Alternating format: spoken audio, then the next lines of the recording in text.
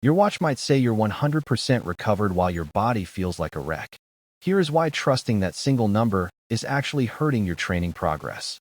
It happens all the time.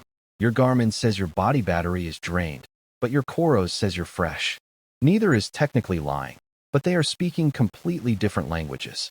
To understand the disagreement, we have to look at the ingredients. While all three platforms rely heavily on heart rate variability, HRV, they weigh the inputs differently. Garmin's body battery is literally a fuel gauge. It treats recovery as a 24-hour cycle. Even if you sleep well, a stressful day at work drains the battery, leaving you with a low score before you even run. Polar's nightly recharge is strictly physiological.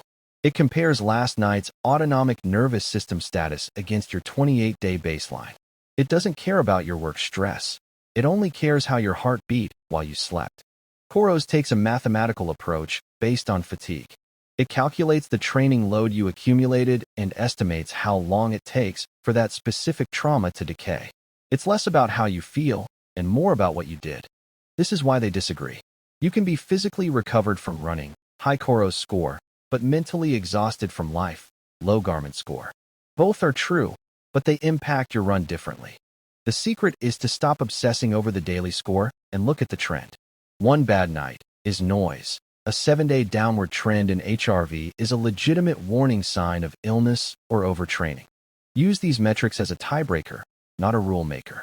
If you feel great, but the watch says rest, go run. If you feel terrible and the watch says rest, that's when you listen. When the numbers are bad, don't cancel, downgrade. If your recovery score is tanked, turn that threshold workout into an easy 30-minute jog. Movement often helps recovery, provided the intensity is low. Your watch is an advisor, but you are the captain. It measures stress and load, but it can't measure your motivation, nutrition, or soreness. Use the data, but trust your body.